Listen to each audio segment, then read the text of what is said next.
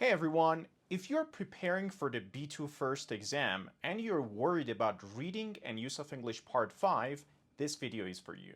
In this video, I'm going to give you a complete action plan, powerful strategies, and we'll work through a real exam example step by step so you can answer confidently. Okay, first, what exactly is Part 5? In this part of reading and use of English paper, you'll read a text followed by 6 multiple choice questions. Each question has 4 options A, B, C, or D. Now, what are they testing in this part? First, if you can understand the overall meaning of the text, your ability to spot main ideas and details, whether you can recognize the writer's attitude or opinions, and finally, your ability to infer meaning. That means using clues to understand things that aren't directly written. And one important thing is that the questions follow the order of the text. So you don't need to jump from the beginning to the end in order to find the answer. Now let me give you my action plan. A step-by-step strategy that you can use for every single question. Step 1. Quickly read the text without answering any questions. Just skim to get the general ideas. Step 2. Look at the first question. Underline the keywords. Do not look at the answers. Step 3. Find the part of the text that is related to that question and try to mark it somehow. Step 4. Read what the text says and answer the question in your own words before you even look at the options. This is the most important strategy. Step 5. Now compare your answer with those options. Choose the one that matches your understanding. This way, you're not going to get distracted with unnecessary information. Step 6, if you're not 100% sure, eliminate the wrong options. Usually 2 of them are very obvious. And step 7, repeat the same process for all the other questions. If this video makes sense so far, hit the like button. It helps me out a lot and also tells me that you want more exam strategy videos. Now let's take a look at a real example and let's try to break it down. Here's the text. Listen carefully as I read it. It was late afternoon when Liam stepped off the train and made his way quickly out of Upton Station.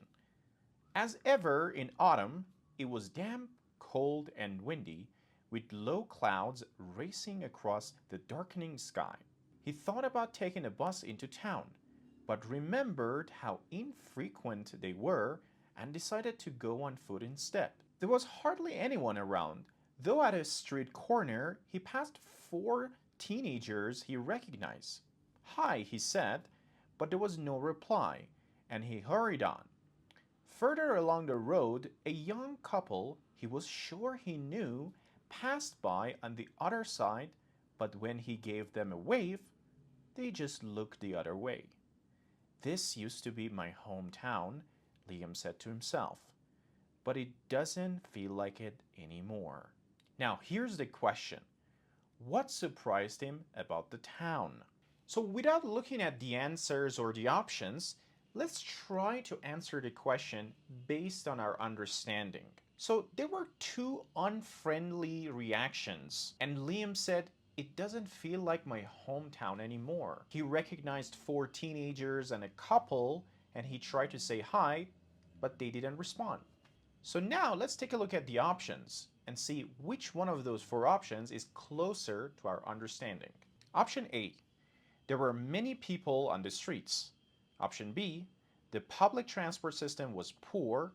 Option C, the people he saw were unfriendly. And option D, the weather was rather unpleasant. Based on my understanding, I would say option C is the correct answer.